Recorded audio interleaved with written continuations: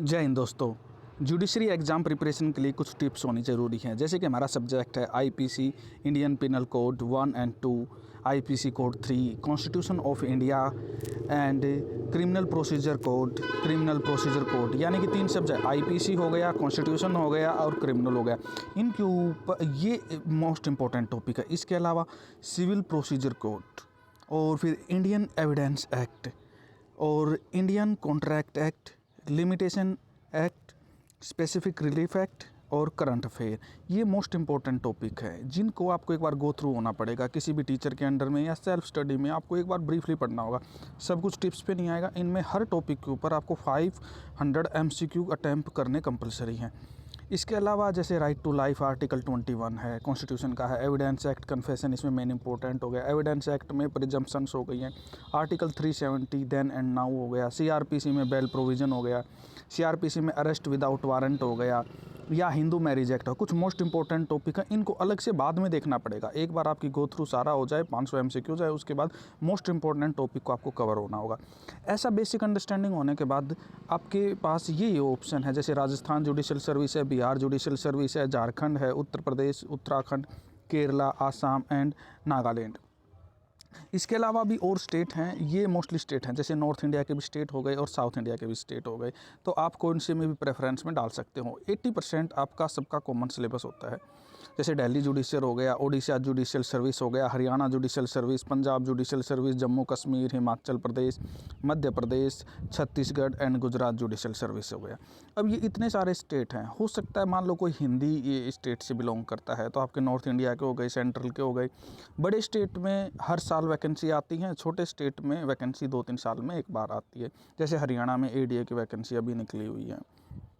कुछ main point आपको ध्यान रखने होंगे। A strong mind, determination and hard work are needed to crack the judicial service exam. मैं रिपीट कर रहा हूँ, स्ट्रॉन्ग माइंड चाहिए भाई, डिटर्मिनेशन चाहिए, हार्ड वर्क चाहिए, यही करना है to live extraordinary life as a civil जज। We know you are looking for the answer to every judiciary aspirants favourite question, how to prepare for the judiciary exam. कैसे तैयारी करें, ये सब तैयारी करने से पहले सबसे मेन चीज़ है कि आपके पास क्या होना चाहिए। जैसे कि किसी के युद्ध में जीतना है तो आपके पास स्ट्रॉन्ग तलवार होनी चाहिए, आपके पास स्किल्स होने चाहिए। उसी तरह आपके पास स्ट्रॉन्ग डिटर्मिनेशन होना चाहिए। कुछ शेड्यूल है, देखिए। Prepare a schedule for studying all of the topics per the syllabus daily. हर रोज़ रिवाइज जरूरी है। डेडिकेशन या मिनिमम 10 to 12 आवर की स्टडी कंपलसरी रिक्वायर्ड है, क्योंकि इससे कम में ये सिलेबस कवर ही नहीं होगा। 2 से 3 hour to read general knowledge, recent judgement and newspaper. चाहे कोई भी एग्जाम हो, उसमें करंट अफेयर तो मायने रखता ही है। अगर आप जुडिशरी के हैं तो लीगल नॉलेज आपको होनी चाहिए। Practice more English and Hindi. आपको ये होना चाहिए। आपको इंटर्नशिप भी करना चाहिए। Do an internship that is offered to all student in law school. A good internship experience ज़बरदस्त पर्सनालिटी बूस्ट करेगा आपका। ठीक है, नए नए कॉन्सेप्ट सीखिए। Prepare well and focus on reaching the target to prepare the judiciary exam. Interview is an assessment of stable जज। The interview board assess your confidence, ability, commitment. इसके अलावा कुछ प्रीवियस ईयर्स में टॉपिक्स हैं जिन पे आपको focus करना बहुत ज़रूरी है। जैसे CRPC है, CPC है, IPC evidence act, constitution of India, personal law, ठीक है, mercantile law, domestic violence act और ये सब। और सबसे बड़ा main important, why choose judiciary. Judiciary क्यों? एक जॉब के लिए ढूंढ रहे हो तो कभी एग्जाम क्लियर नहीं होगा। जुडिशरी एक एटीट्यूड है, ऑफिसर बनना एक एटीट्यूड है। उसके लिए हमें उसी तरीके से सोचना होगा। हमारी बॉडी, हमारा माइंड, हमारी सोल सब एक दिशा में चलनी चाहिए, तभी हम कुछ कर पाएंगे, अदरवाइज कुछ नहीं हो पाएगा। यानी कि डेडिकेशन और आप कितना टाइम उसको दे रहे हैं, ये सारी चीज़ें मैटर करेंगी।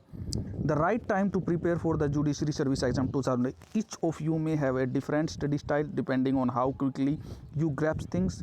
Repeating the word of William Shakespeare, क्या? Better to be 3 hours too soon than a minute too late.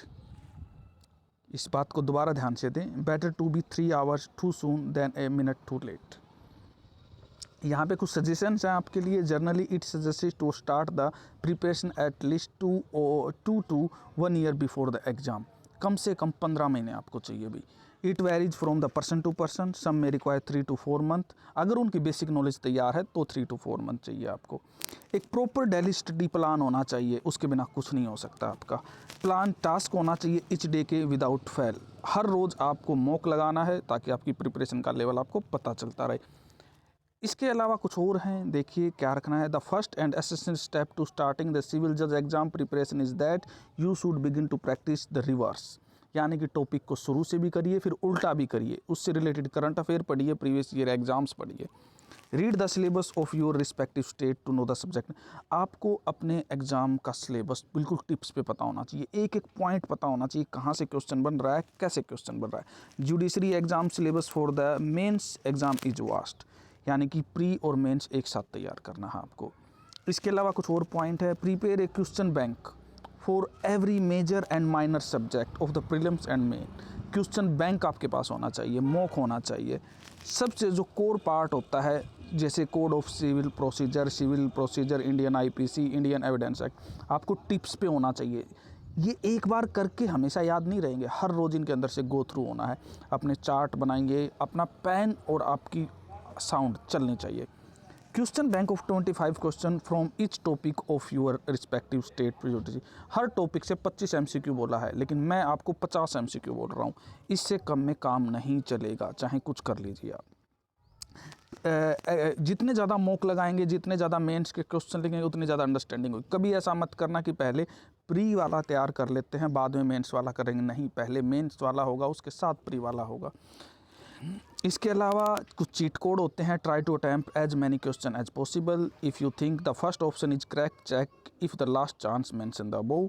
Equate and understand every question properly before answering. Leave the most doubtful MCQ. Trust your intuition.